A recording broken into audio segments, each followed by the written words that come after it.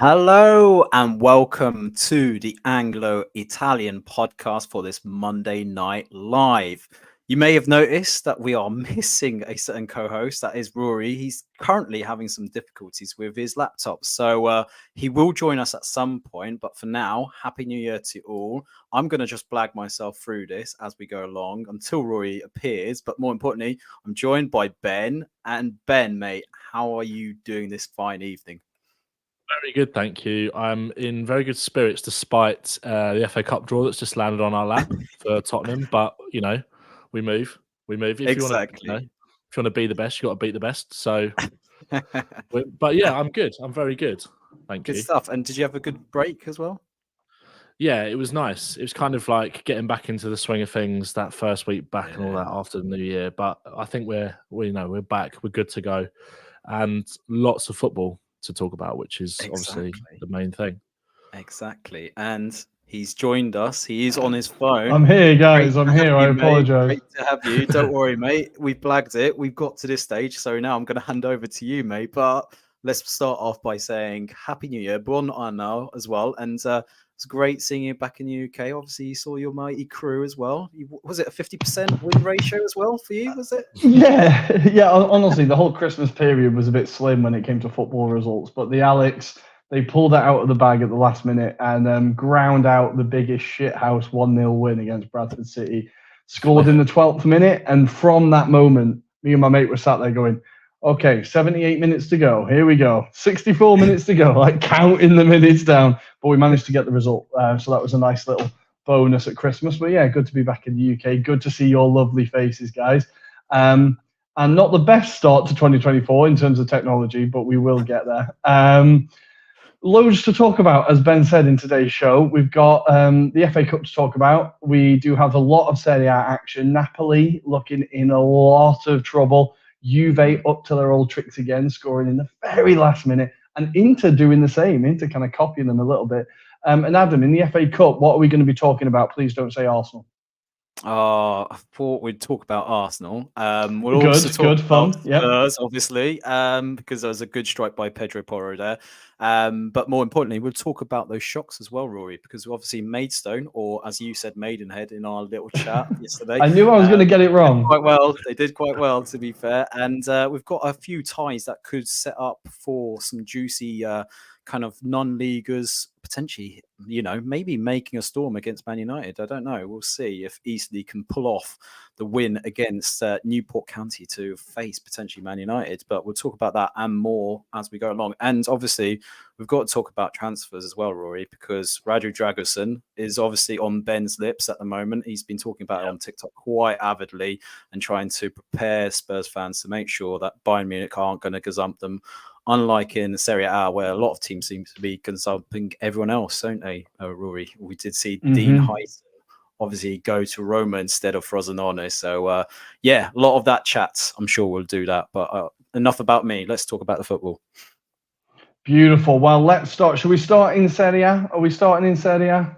We can do if you want to, yeah. Let's do it. Let's start in Serie A, and let's start with, I think, the biggest shock of the weekend, maybe. Was it a shock? Let's start in Turin. I feel like it was the biggest headline of the weekend, as Torino beat Napoli for the first time since 2015. A huge curse Napoli have had over La Granata, but Torino managed to put them to the sword.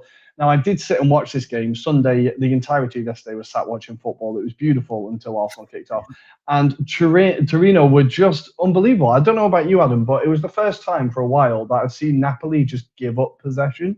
It felt like they allowed, not only were they not able to get the ball, but they allowed Torino to have the ball. And it feels like a real change in direction, not for the positive that's happened at Napoli under Mazzarri, right? Do you think this is down to him? I think there's got to be a combination of blames there. But certainly you have to look at the record since Mazzari's come in, and it's not looking too pretty. Obviously, I did a few posts recently on our Instagram account about speculative kind of signings at the moment based on rumours and what I've been reading up on. And when you look at what the things that you need to address, they've conceded 16 goals prior to this weekend in 8 matches. That's across all competitions. And that includes that 4-0 defeat at home to who was it Frosinone? I think it was Frosinone, yeah. In the Coppa Italia. So yeah, you obviously add another 3 goals, and you're like, this defense, this whole team doesn't still seem to be gelling together. And you're right. Look, I mean, Torino aren't anything special, but they made it look seamless. And you know, when you've got Buongiorno, who scored that 3rd goal, magnificent header as it was, but it goes to show you that no one was picking up anyone in that particular incident.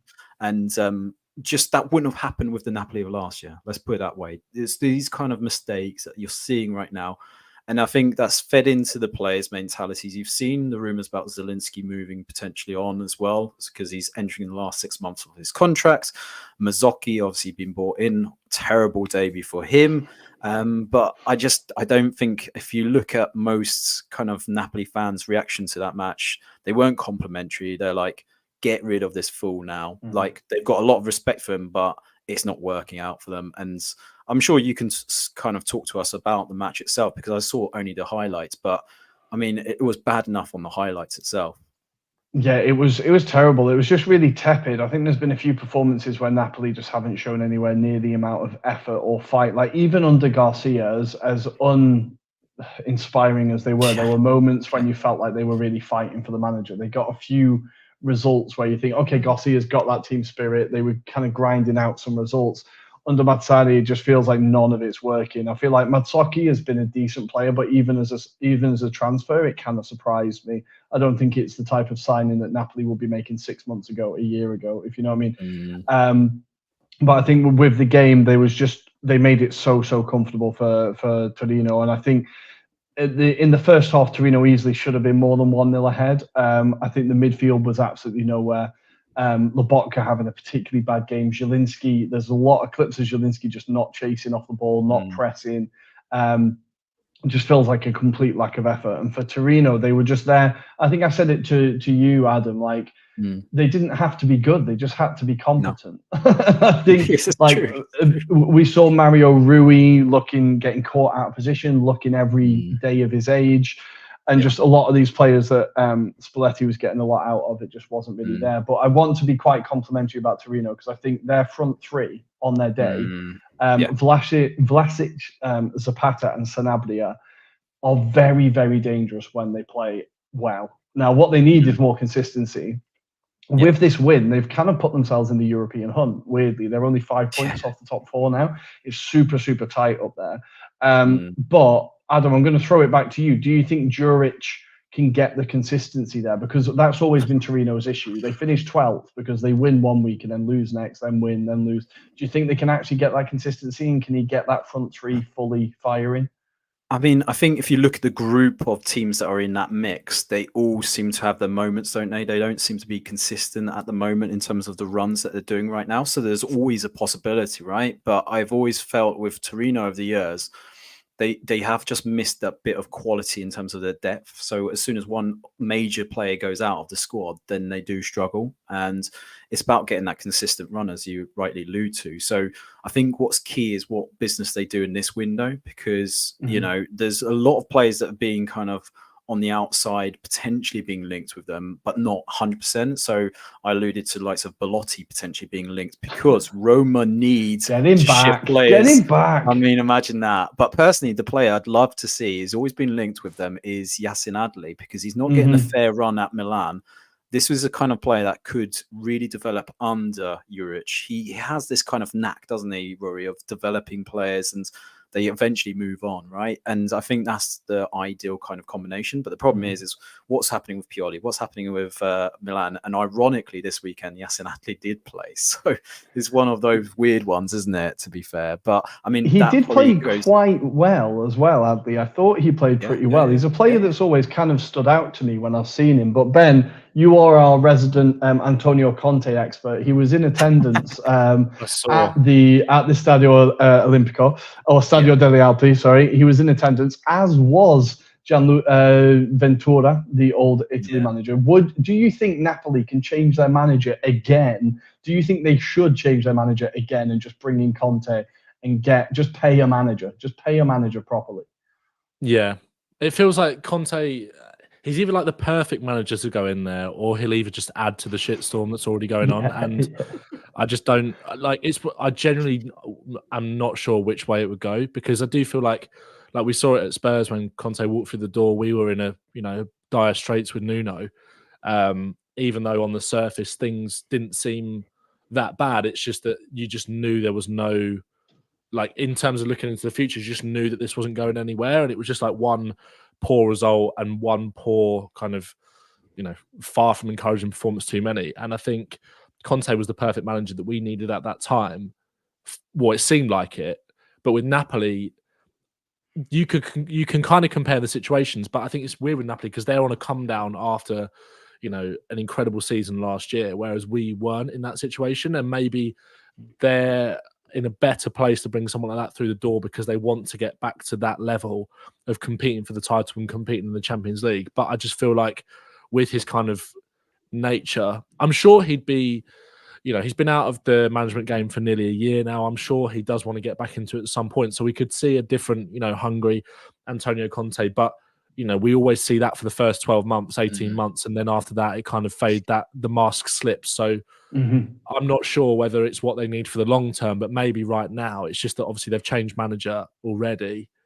I don't know. I feel like teams that if you go through like more than 2 or 3 managers in the season, you're essentially just writing off the campaign. And I don't think Napoli are they're not in that position to do that. Like, although the results haven't been great, they could still easily get into European places. And maybe Conte is the man to kind of bring that back in the short term and get them competing for the Europa League, potentially even the Champions League. I mean, they're only 5 points off the top 4. So who knows? And we were in a similar position when he came into us. Obviously, he came to Spurs in November, I think it was. So he had more time to work with the players. But we were further off top 4 than Napoli are now. So if they were to bring in Conte, and if that's what their ambitions are, then it would make sense. But I just, I'm kind of scarred by the last year or so at Spurs. So maybe I'm not the best person to ask. But yeah, who knows? I think obviously there's been rumours about it for a while, about Conte going back and getting back into management. And we all knew that it'd be in Serie A. It felt like it was either going to be Juve or Napoli. And I think maybe a couple more bad results for Napoli, and I think he could be in the door, especially, like you said, it's very interesting that he was there. So we'll see. It's definitely one to keep an eye on. And it could happen quite quickly, I feel. Yeah, I feel like he is just, it felt like the ghost at the feast, if you know what I mean, just looking over as Mazzarri was kind of sat right next to him because, of course, he had a touchline ban. They weren't far from each other, but it did feel like Conte was there just observing. Well, Napoli are currently on course to be the worst defending champions in Serie A history. The record was set by AC Milan in the 96-97 season, I think it was, where they finished 11th. Napoli are currently 22 points worse off than they were at this point last season. It is beyond damning. Adam, where do you stand on the replacing Mazzarri thing? Because it feels like this season has already been written off to me. Obviously, Osimhen's away at AFCON as well, which definitely doesn't help. But where do you stand? Would you be pulling the trigger? Because I would definitely just be paying properly.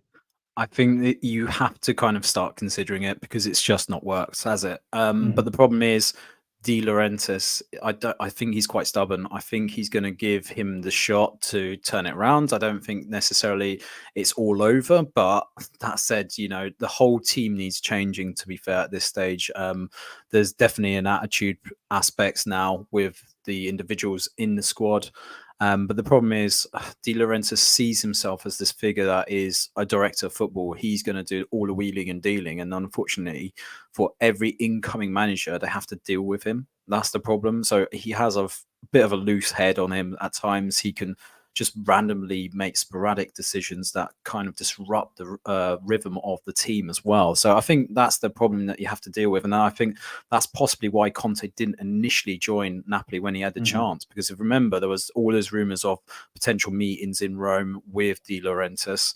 And it never transpired because, unfortunately, there seemed to be a disagreement. I seem to recall the kind of conversation between him and Thiago Motta, which was Thiago Motta asking who's in charge of the kind of day-to-day and the transfer dealing. And he said, me. Well, and Thiago Motta was, not are you serious? Like, no, I'm not going to deal with you about those kind of matters. So, that's the problem. I think the progressive aspect that they lost under the previous regime is now gone. They have to rethink. They have to do a whole new strategization of that kind of setup. I just don't think it's going to work, unfortunately. And I think Napoli fans are fearing the worst. obviously De Laurentiis is hailed up as this guy that rescued Napoli in the first place, but I think he's quickly killing off that legacy after this title win, and that's unfortunate for Napoli right now. So whatever happens, it's a disastrous season, right, Rory? Yeah, it has gone as bad, even worse than we could have considered, really. So that's 10 games, 6 losses, 3 wins, and 1 draw for Mazzarri since he took over.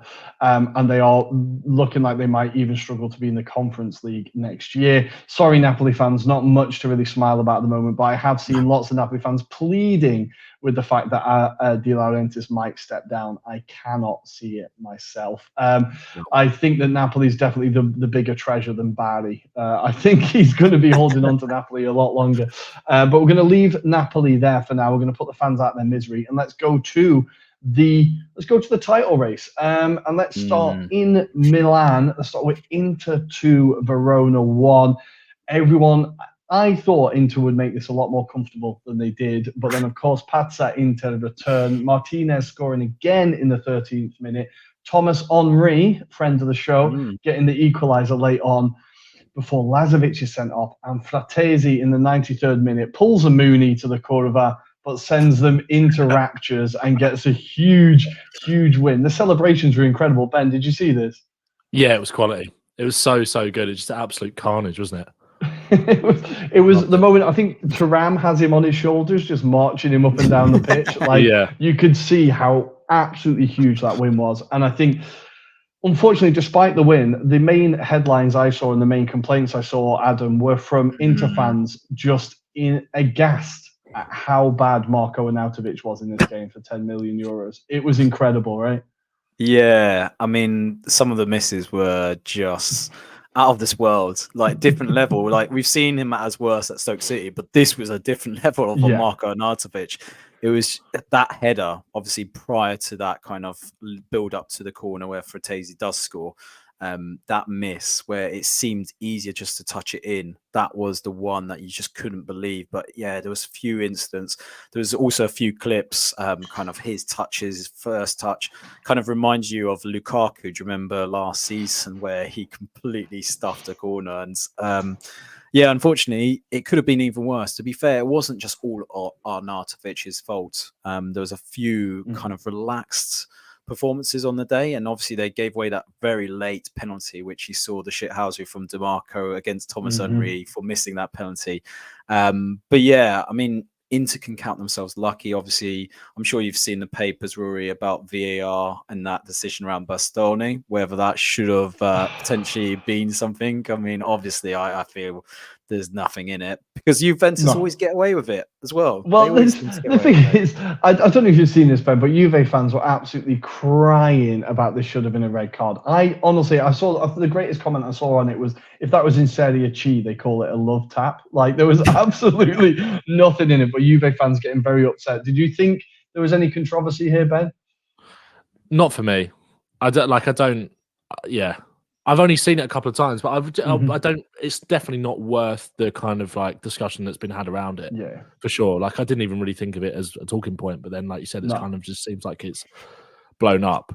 But the game was just crazy. Like it was just absolutely crazy. Those kind of scenes at the end, like, and the fact that like Bastoni was it Bastoni with the volley against the bar before volley back into the area. It was just like it was one of those games where it almost felt like I think Inter probably went into it maybe a little bit complacent almost and kind of saw it as one of those games where they thought this is 3 points at home, but yeah, and they kind of had to do it in the sort of fashion that Juventus had been nicking those sorts of wins with. But I think they were knocking at the door through most of the game, and like you said, Arnautovic's kind of complacency in front of goal. Like the only chance that I saw of him was that chance just before the goal. I think it was the header from close range. It was just like seemed one of those ones that was easy to score than miss.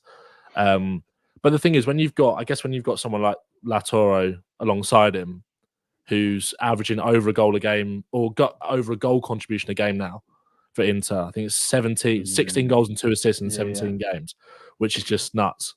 Like, and the finish as well, like it looked easy, but the like calm toe poke finish was just like so cold from Martinez. But they might have scraped over the line, but sometimes those wins are the most satisfying. And like there's always the cliches of like, oh, that's a sort of win of champions, and we've been critical of Juve for like scraping over the line, but with Inter it feels more Like that feels like that felt like an anomaly rather than the way that they have been winning. And sometimes you have to kind of win that way. Whereas like with other teams, it doesn't always feel like that. It's a bit like a bit like Man United in the sense that like there's a sense that like they can't keep getting away with it. But like if City were to win like that, it wouldn't be perceived in the same way, which is kind of how I feel about Inter and Juve. But yeah, mental game. No, I think you're spot. I think you've hit something there, because I think this was a touch of arrogance from Inter. I think they were getting a little bit complacent, and maybe this would be a bit of a wake-up call to them. Like, Adam, do you think it was a close shave? Do you think this could kick them back into gear? Because it did feel like, now obviously Verona will cover them quickly after this, but it did feel like Inter thought they'd just turn up and win, right? Yeah, it did feel like that. And I think there's always going to be that element that this part of the season, they're going to have to start rethinking how they approach it, because they started rotating it in the previous game, didn't they, against Genoa? And obviously they got their draw. And then obviously going into this, they ideally needed to win this. Obviously got lucky, because I think on the day, Hellas Verona were really good value for a point anyway, as a minimum of this game. But yeah, I think obviously it's got to start kind of cementing that kind of thought of, if we really want to challenge for this Scudetto this season, then we've got to give it our all in every game. Can't afford to go half-assed and expect teams to roll over. And I think it's good that they've got a bit of pressure behind them in Juventus, and to a latter extent Milan as well, because that kind of pressure means it's not going to be straightforward for the rest of the season. And I know Inzaghi's trying to think of ways of how they can keep it fresh. I suspect there will still be more business, Rory, and we should anticipate at least a loan potentially, because we know about the issues that Italian clubs are going to face now in this transfer window, given the recent tax change has meant that they're going to have to rejig how they approach it. And there's a lot of conversations around potentially how does that work out for the existing players that have been bought on this kind of tax scheme as well. So yeah, I suspect there'll be one round of at least business this window, and it'll be interesting to see what the future holds. But I'm sure we'll cover that on another episode as well. We could be, or we should be, covering it on Thursday, I think. But for Verona, this is kind of troubling times. Obviously, as you alluded to at the beginning of the show, they've lost Hein. There's rumours now that Terracciano is going to be joining AC Milan. There's rumours about Ngonge going. Lots of players suddenly being linked to move away. It feels very much like a fire sale in anticipation for relegation. Adam, do you think this is Verona kind of trying to cash in while they can, knowing that they're probably up against it? It's weird, isn't it? Because they did exactly the same thing last kind of January transfer window. And I expected them to go down that season. Yeah. Unfortunately, they had a shitter side in Spezia, just who couldn't turn up.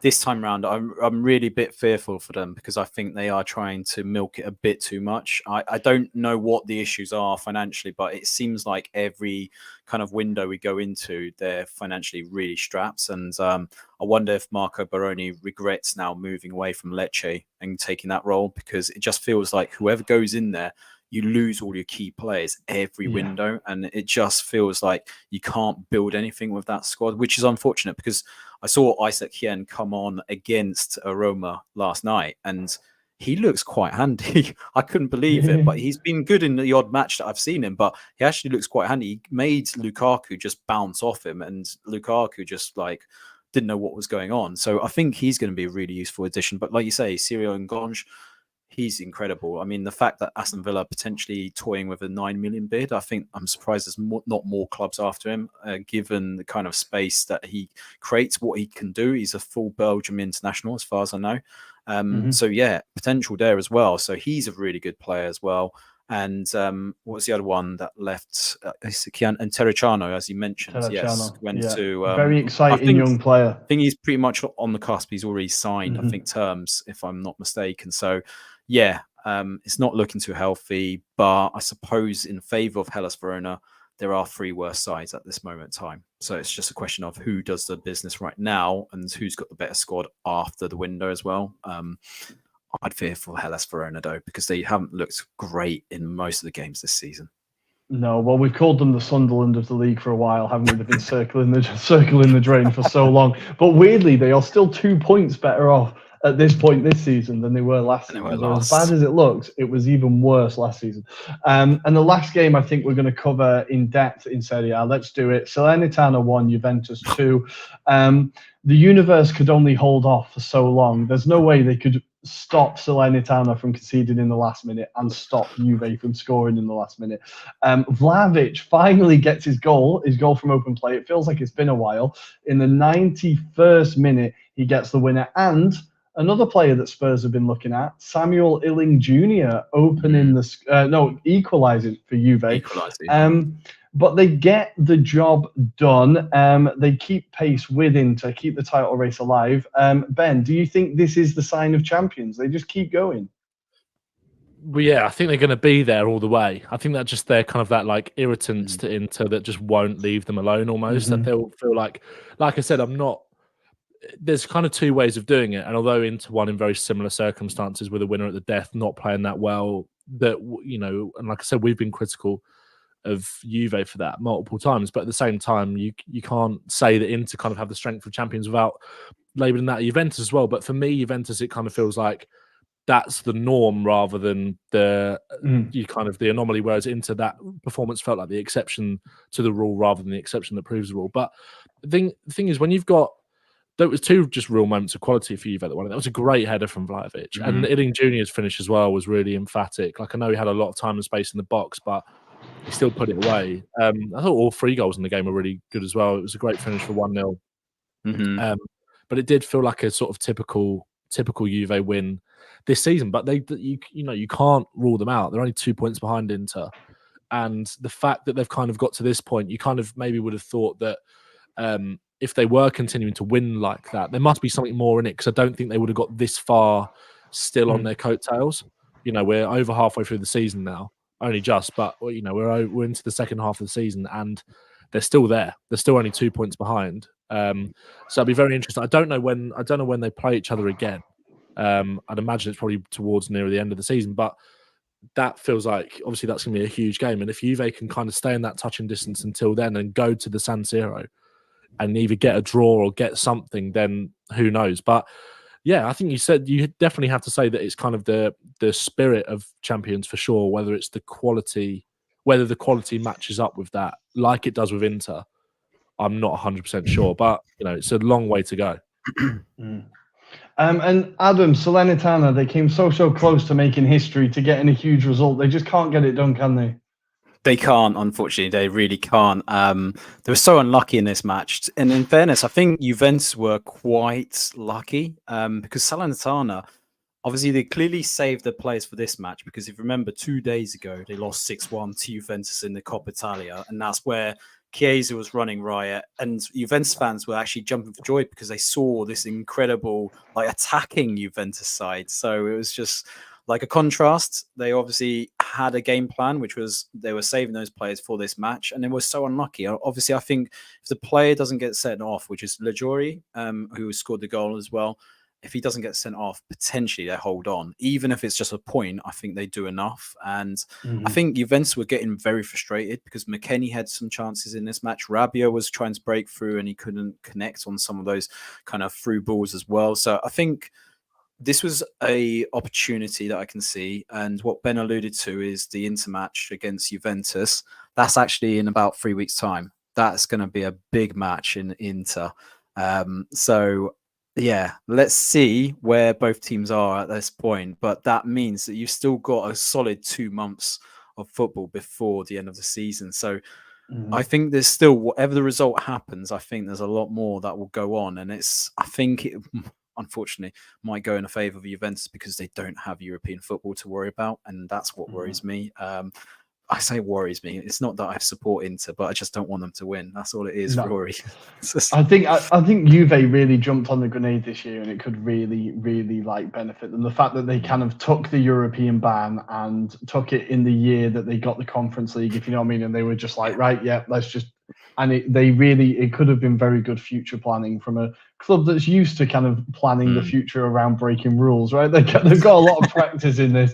But yeah, it feels like they could really, really get a benefit from this. Just before we move on from Serie A, I wanted to very quickly just recap the fact that from 4th place all the way down to 10th is separated by 6 points. So the race for European football, absolutely massive.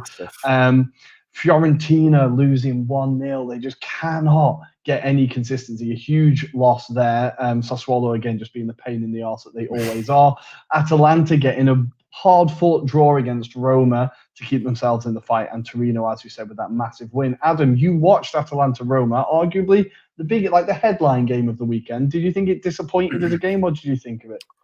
It wasn't too bad in the first half, but the second half, it just petered off massively to the point of Atalanta were comfortable at Roma, kind of trying to attack them. And Roma couldn't really do much. They were kind of struggling to do anything once they got into that final third.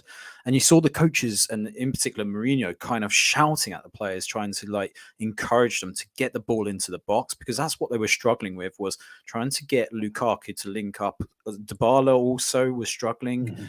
And he's a player that obviously feeds off that kind of knock-ons, or at least those 1 or 2 touch combinations. And they just weren't doing any of that. And I think there's a sense with Roma that they still need to do a bit of business, which is interesting because they're kind of floating about the idea of selling the likes of Spinazzola. Obviously, there's talks about a wholesale potentially just to raise some funds, and obviously this kind of tax change as well has played a part as well. And the fact that they had to go and hijack that Frosinone target of Heisen from Juventus shows what they need to do now at this window.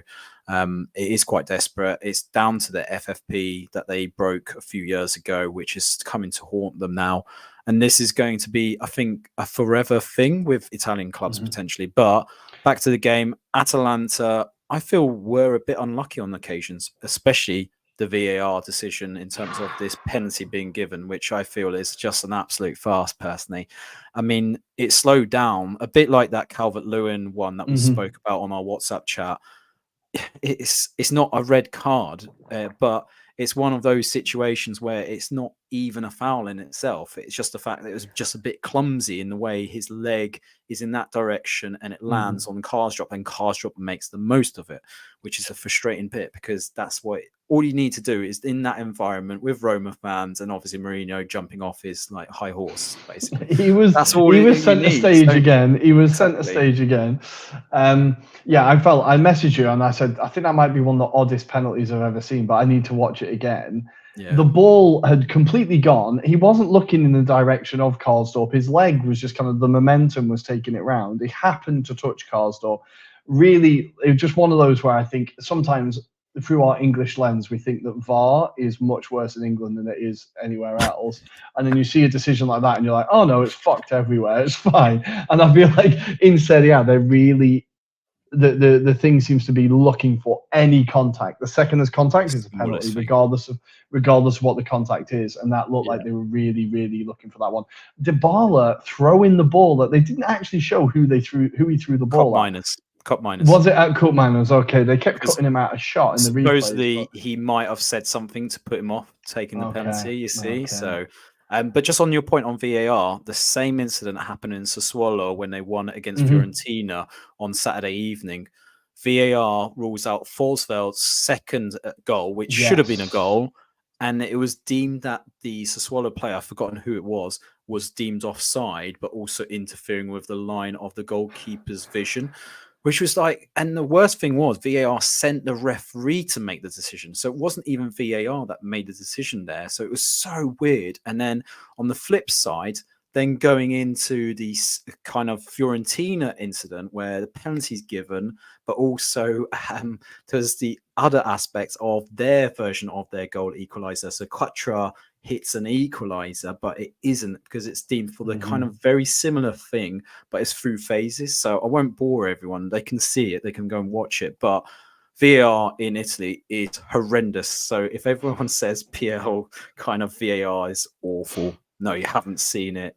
Definitely in Serie A. That's the thing. Yeah, it has been a bit of a shambles, and that decision really did leave me a bit perplexed. I feel like Roma deserved a goal. I just felt quite bad for Atalanta that he came like that. But Mourinho rubbing off on Dybala, I don't think I've seen Dybala act like that before, that kind of petulant and that kind of aggressive. But, he does mould players, I think, to his form. Of course, Mourinho was sent off in the end, right? I think. Yes, yeah, it was. Yeah. He stood on the line. My favourite bit was the ref telling him to go back in his box, and he just stood there, and he was like, "Giallo per me, giallo per me." Yeah, okay, give me your booking. Like, fucking incredible, absolutely box office. But we're gonna leave Serie A there. I think that's all of the major games we talked about. Milan getting a massive win. Empoli looked, oh god, that was not much fun. Awful. But Loftus-Cheek scoring, Giroud with a penalty, and Chaka Traore with his first Serie A goal for Milan on the break. The only Empoli player I could slightly be complimentary about was Cambiaghi, who was trying so hard to do it all on his own, but got zero help. I've delayed it for long enough. I think, Adam, it's time to talk. Ben, you ready to talk FA Cup? Big time. Big time. Let's do it. So we're going to talk about how horrible Christmas has been. Arsenal 0, Liverpool 2. Let's do it properly. Freaking hell. I've not shouted at the screen that much in the first half for a very long time. Some of the football we played was amongst the best we've played this season. And I thought, oh my God, we are absolutely the quick attacks, the breaking through midfield, the defensive unity, everything. We just couldn't even attempt to hit a barn door, let alone hit the frigging barn door. It was painful to watch. And the longer it went on, from about the 10th minute, I thought, Liverpool are just going to score and we're going to have nothing to offer once they do. And lo and behold, that's what happened. Once the own goal goes in off Kivior, Adam, he's not having fun at the moment at Arsenal. It's really not going well for him, unfortunately. Once that goal went in, it felt very much like Liverpool were able to manage the game. Klopp kind of stunted on us a little bit, bringing on 2 players for their debut, I think, which was an extra kind of kick in the balls. And then, of course, Diaz shows Saka what he should have been doing the whole game by just spamming it into the top corner.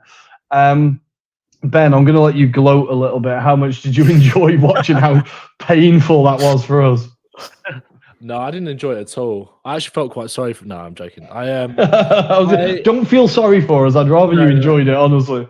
The thing is, it's one of those things where, as much as it is beautiful to kind of divulge in an Arsenal defeat in that kind of manner as a Spurs fan, like some of the stuff that has been going around since the game in terms of people doubting Arteta and the players and all that kind of stuff, and some of the stuff that's been slung like Saka's way, it's just it's so boring. It's so just but if you want to be critical about the game, I think that, like you said, I think in the last couple of games, obviously Arsenal have kind of been stunted by Fulham, who played well as well. That was a poor performance from Arsenal, and Fulham got it tactically spot on. Same as West Ham, really, although you probably created more in that game, even though I don't think you created maybe the high quality, maybe the same volume of chances as Liverpool, but not necessarily the same quality of chances as Liverpool. So it kind of felt somewhere in between that. But I think as much as it is bad, because obviously a lot's been made about Havertz and kind of that need for a clinical striker, and obviously Jesus was missing through injury. I just feel as though it's as much, and I have the same frustration with Tottenham sometimes. As much as it's poor finishing and not taking your chances, it's making bad decisions when it actually comes to those chances. It's not just a case of not being clinical with your finish. It's there were so many times, the prime example was that chance where Saka won it back on the right hand side and then played it into Havertz, who then should have just squared an easy cutback to Saka. Just hit it. Yeah, or cut it back to Saka, who had an open goal. Yeah. And then he tries to play it across the box to, I think, Nelson, who was coming in off the left, and then it ends with Odegaard hitting the bar. And as much as, again, there's been there's always jibes from kind of rival fans about Odegaard and not showing up in big games and stuff like that. I'm not being funny. I don't think he could have done it anymore. And I don't think same as against West Ham as well. He was pulling all of the strings. He was making everything tick for Arsenal in the first half yesterday, for the most part, and certainly against West Ham. It's just that if you're him, I know people like to joke about him flicking his hair and stuff, but he must be pulling it out at this point, because it's just everything is going through him, and it's just the kind of forwards in front of him are letting him down. But you could kind of see I wouldn't say Liverpool turned the screw in the second half, but there was definitely a shift in momentum. And that's what Jurgen Klopp's sides, I think, have been very good at over the last few years, especially this season, is seizing opportunities in games. And yes, they got a bit fortunate with the goal, but there was a Diaz chance just before that where Ramsdale made a really, really good save. Yeah. And from that moment, it kind of just felt like it was a great save from Ramsdale, but that moment almost felt a bit ominous to me. And obviously, from my perspective, it's like you're kind of pushing for a Liverpool goal. And usually, like in my kind of, I've been there so many times as a Spurs fan where it's like, oh, you know what's going to happen here. Arsenal will score and you're just waiting for it. But to me, it almost felt different. And it almost felt like Liverpool just sort of, despite saying they didn't turn the screw, because I don't think they did. I think they just seized a bit of an opportunity. And it was almost like when Ramsdale made that save, it just felt like Liverpool was starting to get the upper hand a bit. And with Trent's kind of quality from delivery, from those set piece situations, I mean, it's unfortunate for Kivior, but like you could say he could do better. But I think sometimes you have to hand it to the quality of delivery. And then, like you said, Diaz's finish as well, that is conviction, especially to do like, there's one angle where it looks like it's a no-look finish as well, which makes it even better as well. It's just that like... even better. Yeah. No, and it was just like, I don't know, it's a strange one with Arsenal at the moment because on paper, like, it doesn't look great. 1 win in 7. And it feels potentially like obviously out of a cup and the things you're kind of just, you've got the Champions League still to play for and the Premier League as well. And there's been a lot made about whether Arsenal are in a top 4 battle or a Premier League title race now. But this can all change very quickly. Like this can all change. Like, I mean, obviously it's ominous with City having De Bruyne back, etc. And Haaland's return is on the horizon and stuff. But like things can change very quickly in the Premier League. We went through a phase, obviously, where we lost 3 or 4 games in a row, whatever it was, and we were having the same issue in front of goal. It's like it wasn't the issue of like creating the chances; it was just not being clinical enough. But sometimes it only takes 1 game, and then you get back into your groove, and the momentum's back. So, yeah, it's obviously a tough one to take, especially third, like in the 3rd round. But I mean, this doesn't. I don't think this defines Arsenal's season. I do think a lot of the kind of comments after it have been over the top, and that's from a Spurs fan. As much as I'd like to gloat and revel in the glory of honestly, it just feels like it's been a little bit overblown to me. I feel I'm the first to say that Arsenal we are amongst the worst fans on the planet. So like a lot of our fans absolutely fucking infuriate me. And I knew the second that final whistle was blown, it would be a load of people who come on the same fan channels going, I was always right about Arteta. Loads of people crying out for Thomas Partey because they just don't get the message. And loads of people slagging off Bukayo Saka because they wait for the first opportunity. It's so infuriating. It's unbelievable. But thankfully, I know that the board don't listen to any of it, and they are fully sticking with Arteta. He has transformed the club, and as you said, things turn very quickly. On Christmas Day, we were top, right? Yeah. And now we're suddenly out of a title race. Like things do turn quickly. I took this one pretty hard because I think Arteta, there are questions about his cup record now. Like I know we won the FA Cup under him in 2020, but we've now not got past the 4th round with him, and we've been knocked out in the 3rd round 3 times. We have gone out of the League Cup again, so we're out of both cups before Christmas. We went out of the League Cup in horrible fashion as well, getting battered by West Ham. His record in Europe in general isn't great. Like the Europa League, it felt like he kind of sacrificed it. So there's a big question mark about how we do in the Champions League. Porto is a tricky tie. Like it's not the hardest, but it's definitely not the easiest. So I think I really thought an FA Cup run could do a lot of good for Arteta.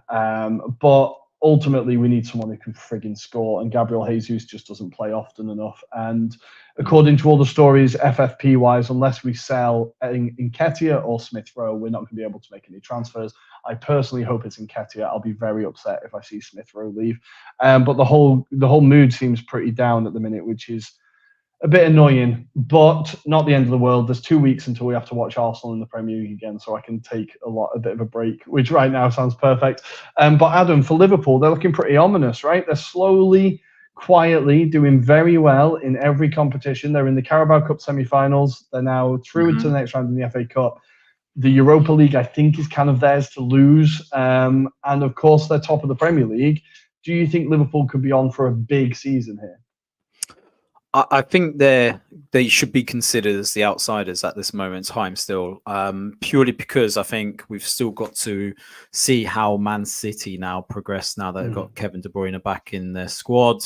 I still think you saw there's a bit of vulnerability about them in certain games. In particular, when you don't play it to their way, they get very frustrated. And I think that's what I was going to allude with you is whether Arteta could have maybe changed his tactics a bit more, because it felt like Arsenal were trying to roll it into the net at times. Yeah. Whereas actually what Liverpool don't like is when it's against them, and they don't like it up against them in terms of defensive aspects. I think what they were lucky was the likes of Trent Alexander had a great game, and he kind of transitioned that ball from defence onwards. So I think he's been quite critical. I think there's still kind of that element of midfield as well. I think there's a bit of judgment around, have they got a kind of considered midfield at this moment in time? Because although Alexis McAllister's come back into the fold, I think there's still elements that you have to question about them. But look, I definitely think Europa-wise, they should definitely potentially win that. I think they're probably odds on to win the League Cup as it currently stands against the teams that are in that competition still. It's whether they can be consistent over the rest of the season. I think that's a big ask as well. Don't forget, like, if you're combining all those kind of games that they have to take on, I think there's still going to be performances within them that they're going to struggle. But I think this key period is Salah, isn't it?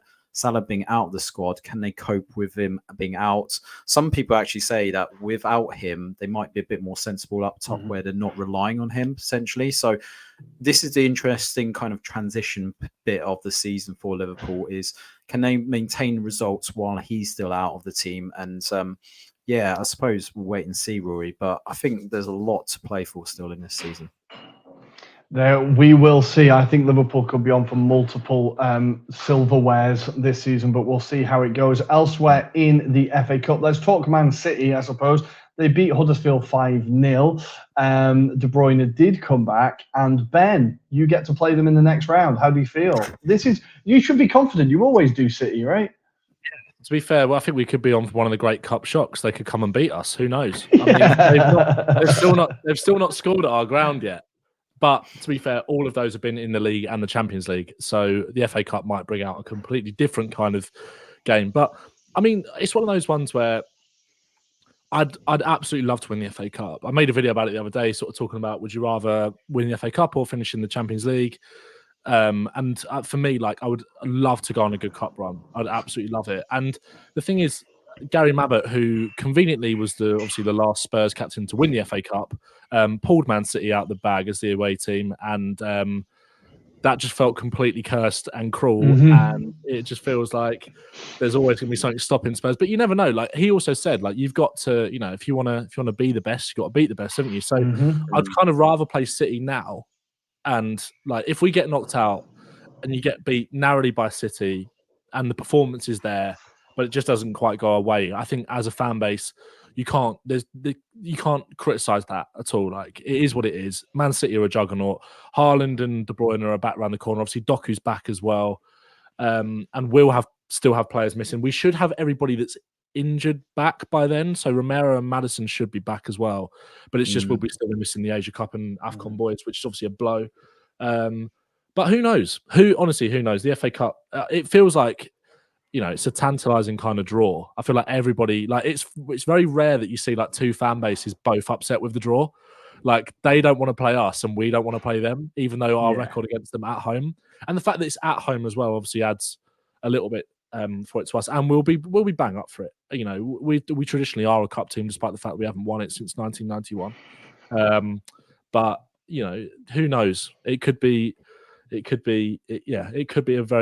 classic cup tie. We've had a lot against City in the past. I remember we were 3-0 up against them against 10 men at half time, and they came back and beat us 4-3 at White Hart Lane. So there's history there in the FA Cup. So it should be a great tie. City, obviously, it's hard to kind of judge against Huddersfield, but I think everyone probably knew they'd beat them 3-4, 5-0, and they obviously ended up doing that. So it was like, you know, it was a formality really. But yeah, it was never really a question, was it? I think Foden got most of the headlines with his goals and assists. A good performance from him, but again, without being disrespectful to Huddersfield, it is Huddersfield, and we kind of expected it. But we're going to move on in the FA Cup, and we're going to talk. Adam, I'm going to go to you. Maidstone United 1, Stevenage 0. the scenes at the end. Well, before the game, let's start before the game. George Elokobi, absolute Wolves legend. His pre-match interview was just absolutely beautiful. Where he's getting really emotional, talking about what it means to him. And then after the game, where he's talking about all I want is Wolverhampton Wanderers in the next round. I just want to go to Molineux. I want to take my boys to Molineux. Just beautiful, beautiful stuff. And the celebrations at the final whistle, Adam, it was incredible, right? Yeah, it gives you the kind of feel for what the FA Cup actually is and what it stands for, because I think we've missed that over the years, especially I think this weekend as well. It kind of reminded me of how upright and sort of, certain managers have, in particular the Premier League managers have over this competition. I didn't help, you've got someone like Thomas Franks, who used to be managing in the Championship for a club that actually needed FA Cup money about 5 years ago. If it wasn't for FA Cup money, they wouldn't be where they are right now. And it sort of disappoints me a bit, especially, Thomas Franks being in the position that he's in. I would have expected him to stick up for the competition a bit more. But look, fantastic achievement by Maidstone, because that's more than just the 3 rounds. That is also qualifying rounds that they had to go through just to get to this stage. So, George Elokobi as well, if you look at the history, he's had to build his squad on bits and bobs. He hasn't got a huge budget there. And there's obviously that personal story of George Elokobi as well. He talks about his dad and the fact that he, passed away when he was 10 years old, so there's a huge kind of sentiment there as well. I remember actually George Elokobi when he was coming through at Colchester United before Wolves snapped him up. And even then, he looked like a monster. What we've been talking about Joseph Manyala and how he's actually like 42 and he's actually came out across as 13. George Elokobi looks like that typical 20-year-old when he was like in the youth team at Colchester United. When I picked up a program and I saw him, I was like, what the hell is this guy? But, to see him actually play in the Premier League is something else. But yeah, they've got Ipswich Town, which, still a good, decent day out for them as well. And you know what? Still fancy them. They could still pull it off as well. So he's hoping and praying that they get through. But more importantly, thank you for beating Stevenage, because I hate Stevenage with a passion and I don't like Steve Evans, that fat twat. Anyway, that's enough about me. It's always a good thing to see him pissed off. I always forget where he is, and then he just pops up and you're like, oh God, the guy still gets employment, the absolute tool. He's there somewhere, but thankfully he's not in the FA Cup anymore. Elsewhere, we should go up to the northeast, I suppose, one of the biggest ties of the round. Sunderland 0, Newcastle 3. It was all a bit of a letdown. I feel like Sunderland started the game and just could not get out of their own half. It was massive. You could see a young squad in Sunderland against the multi-billion-dollar enterprise that is Newcastle. They were defending well, though, and I tweeted out Daniel Bollard, Hale End's finest, absolutely bossing it at the back, and within 2 minutes he scores an own goal. So the Anglo-Italian curse counts on Twitter as well. That's good to see. And Isaac getting 2 goals.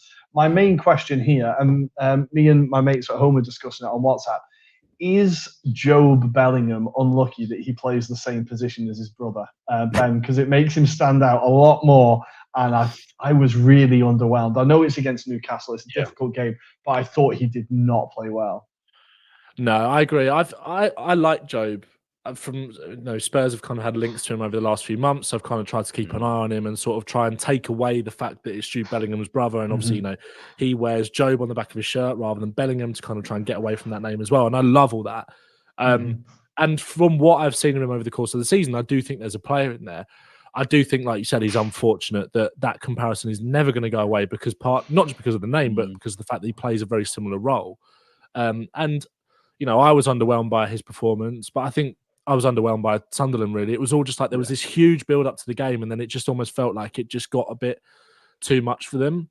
I don't think it did for the defence. Like you said, I thought there were some really strong performances at the back there, and they were quite unlucky in some aspects. Like they defended like their lives depended on it, but I think Newcastle just had too much quality. But Jobe, he will become a good player. I'm still convinced that he will go on to be a Premier League player, whether that's at the top end or, whether it's Brentford, Brighton, Everton, Crystal Palace, whoever it is, like towards the mid-table maybe or the lower end of the Premier League. And I just think that it was just a poor performance all around. Like I've been bigging up Jack Clarke all season because I feel like it was a talent that Spurs wasted really and let go because he's been ripping up the Championship.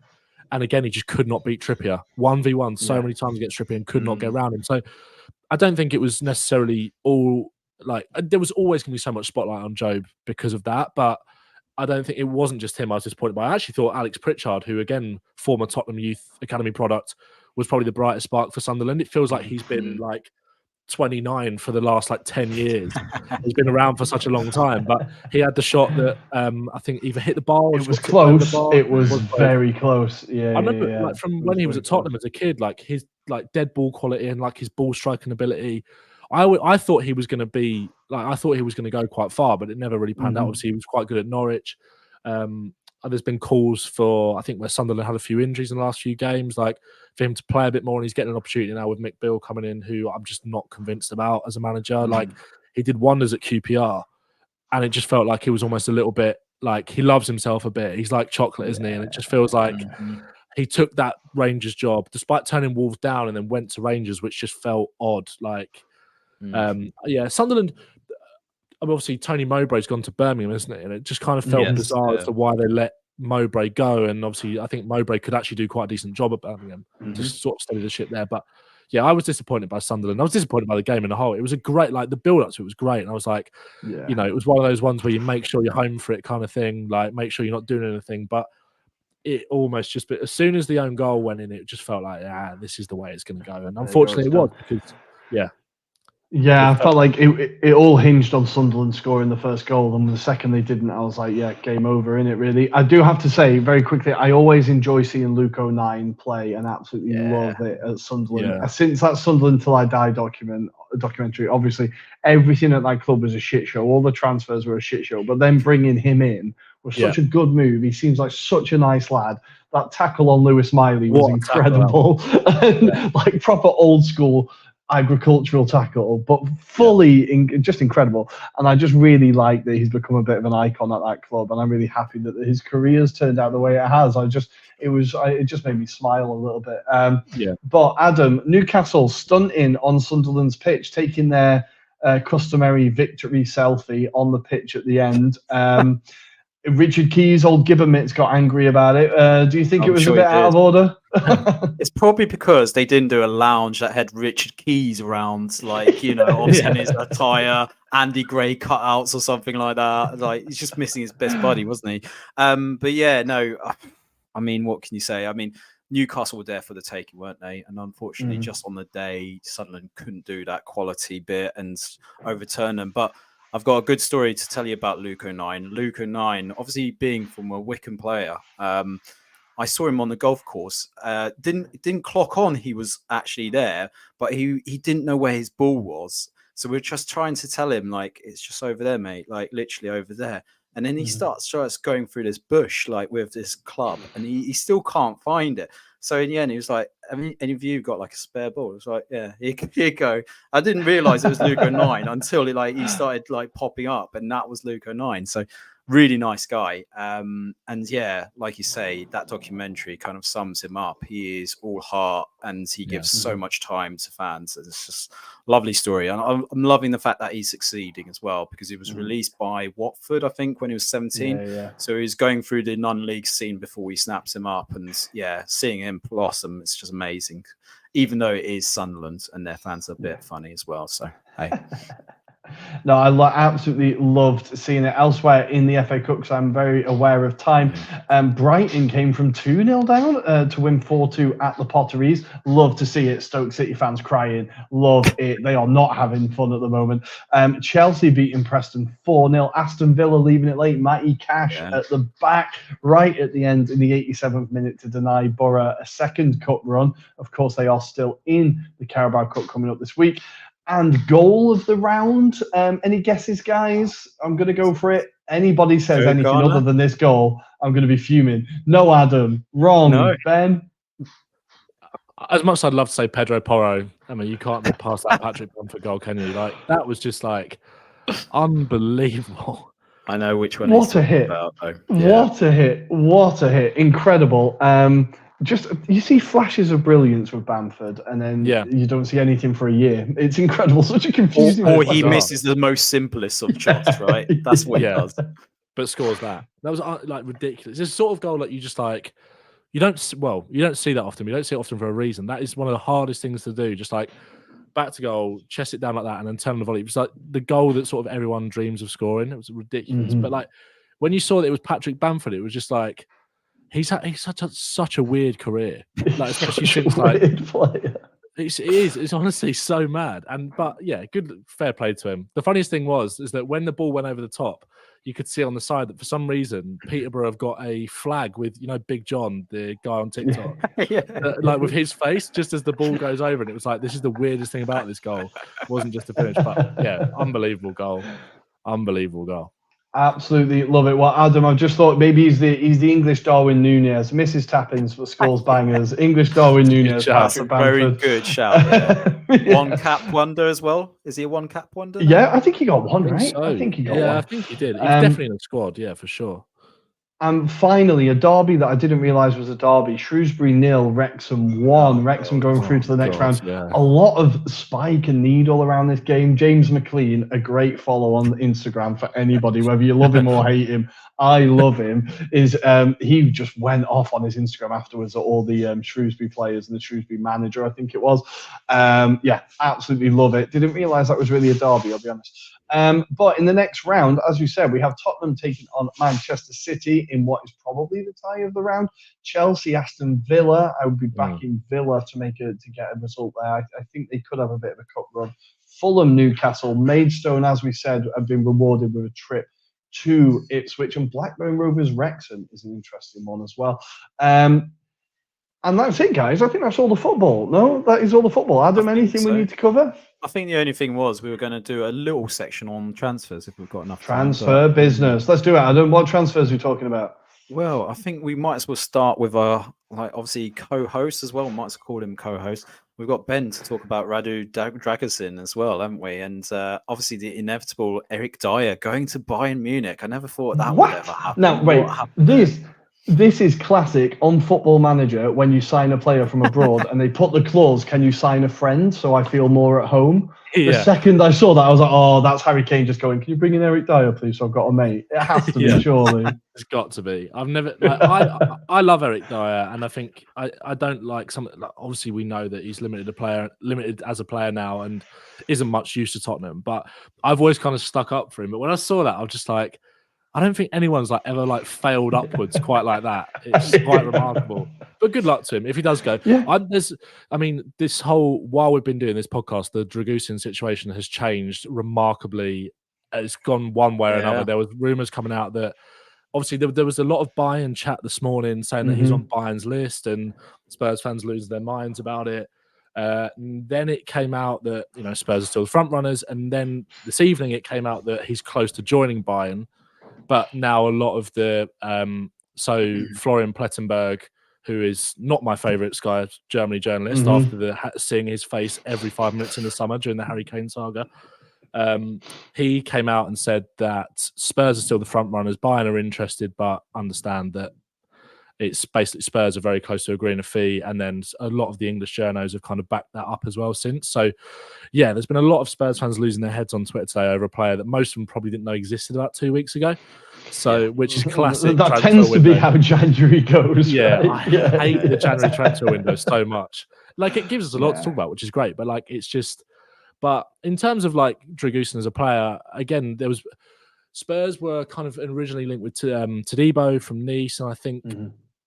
A lot of fans, just because he's maybe a bit more of an established name, he's a couple of years older, there's been a bit more hype around him. Obviously, he's been to Barca and come back. And I think generally with French players who obviously played in Ligue 1 and played in La Liga, there was naturally going to be a bit more hype around him. And I understand why people might be a bit more excited about that. But from what I've seen of Dragusin, I think he, at the end of the day, at the start, he's coming in to be a backup. And then hopefully with European football next year and whatever format that is, whether it's Conference League, Europa League, Champions League, who knows, we'll get more game time and, provide a really good competition for Romero and Van de Ven. And from what I've seen and from what a lot of people have said, it feels like a really good bit of business from Spurs.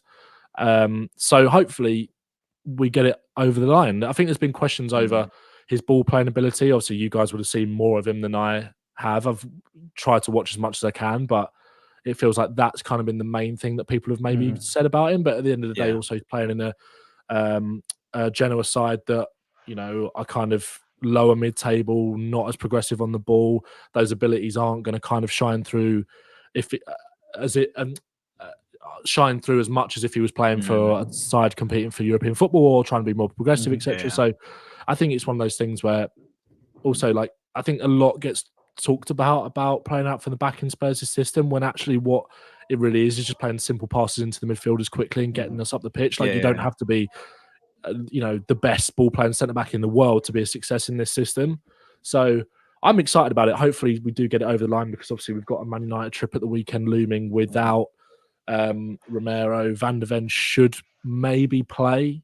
Obviously he was on the bench against Burnley on Friday. I think Postecoglou wanted to bring him on, but the game situation just didn't really allow for it. Obviously we needed to score a goal, and I think it would have been one of those if we were 3-0 up, it would have been good to get 20-30 minutes into his legs. But he'll probably play. It's just who partners him, and obviously Ben Davies is injured now as well. So, and that's the thing as well. Like, even if he did come in this week, there's no guarantee that he'd start anyway. Like, obviously we might talk about Werner, but I think with an attacking player, it'd probably be easier to slot into Ange's system, and kind of, especially where he's already played in the Premier League. Whereas with Dragusin, it maybe feels like just give him a bit of time to kind of settle and adapt first. But then again, Postecoglou has kind of been very brave with a lot of his selections. In terms of giving players chances that you didn't necessarily think were going to play or whatever, or in terms of or whether that's the way he sets up. So I'm excited. Hopefully it's one that Spurs can get over the line, because we do need a centre back in this window. But I think one thing that's been good about Spurs since Paratici has come in, and obviously he's not officially working for Spurs, but this one has got his hands written all over it, hasn't it? Is that ever since he came in and kind of especially since Postecoglou, it does feel like if Spurs don't feel like they can get who they want, then they will move on very quickly. And it felt like that with Todibo, so they've moved on to Dragusin, and I feel like now they're confident of getting it done.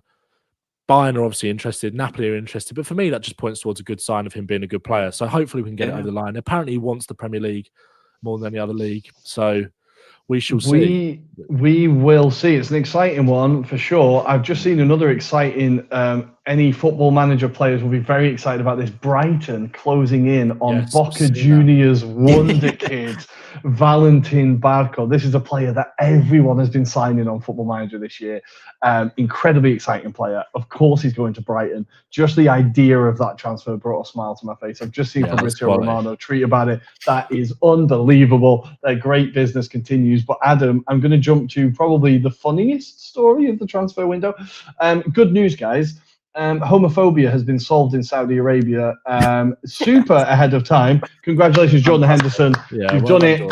We all doubted you, but you've managed to prove us all wrong. And Jordan Henderson will be coming back to join Chelsea, apparently. Adam, what do you make of this signing? Chelsea going to sell Gallagher to Tottenham in order to bring in Henderson?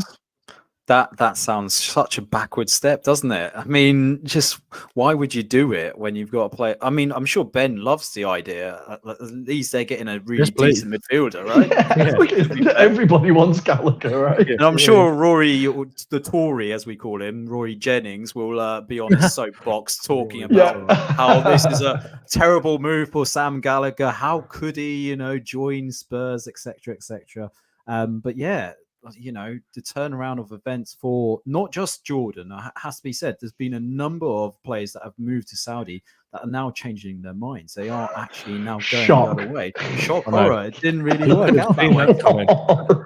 And I was going to plant this. Does this mean that we're going to suddenly have a change of philosophy? Because it does feel like these Saudi Arabians were kind of gearing themselves to buying this World Cup. But given that this might send a negative vibe about their league now, do you think now Saudis are going to invest in clubs around Europe to kind of buy that trust again? Because, there was rumors about Inter potentially being taken over by Saudis. Those rumors are still ongoing. Yeah, I think we're going to see a lot of this going forward. So that's probably for another pod in itself, Rory. But yeah, I just think Jordan Henderson, welcome back. Welcome back. We should do a feature like Jordan Mitz as well, like Rich Keys, but with Jordan Henderson and his little phrases, right? We can work on it.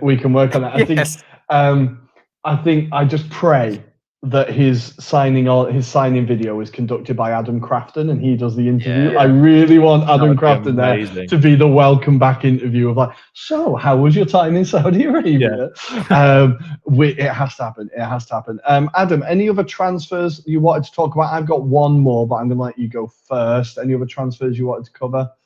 I can't think of anything off the top of my head. The one that we all laughed on our group was Martial being offered a 5-year contract at Man United. That was classical after they kind of said that he was going to go.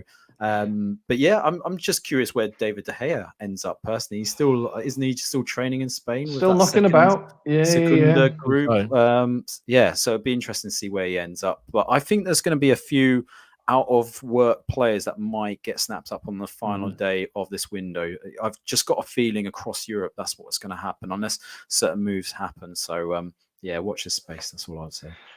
The last story I wanted to cover today, of course, it's Arsenal. It came out of nowhere today, but Sasha Tavolieri, who we've actually had on the podcast, absolute legend, turns out he's really big in Belgian football. He kind of released a story that Andre Onana has been kind of approached by Arsenal, around £50 million apparently. Fairly advanced talks from what he's been saying, that Onana wants the deal. Everton aren't holding out for a lot of money, obviously, because they need all the money they can get. And it seems to me like a perfectly opportune signing. I think it kind of hinges on the fact of if we can get rid of Thomas Partey. If we can ship him off to Saudi Arabia, that would be fantastic. Should have done it 2 years ago, but anyway.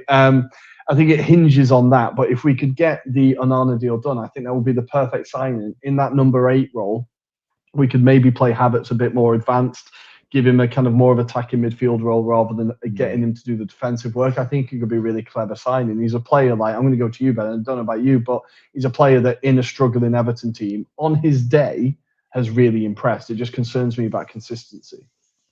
Yeah, I would say the same thing. I think he's quality. I think he's a really, really good player. But and to be fair, again, with Everton last season, when times were tough, he really did dig in. I think he's a player that you can rely on. But I also think when obviously Spurs played Everton pretty recently, and he is one of those players that naturally stands out on the pitch because of his physique and the way he carries the ball. And I was watching him quite closely, and I just thought that like he tends to fade a little bit in games. I don't know whether that's just because he's doing a lot of work in that midfield or not, and maybe at a big club he could kind of disguise that a little bit more. But I think there are concerns maybe around some elements of his game, but I think that would be a great move for Arsenal. But I don't know whether it's almost like I don't know if that's the sort of midfielder that Arsenal do actually need. It kind of feels like you're crying out more for someone who could play in that advanced 8 role instead of Havertz potentially. But I mean, to add Onana and then ship Partey off to wherever feels like very, very good and astute business. So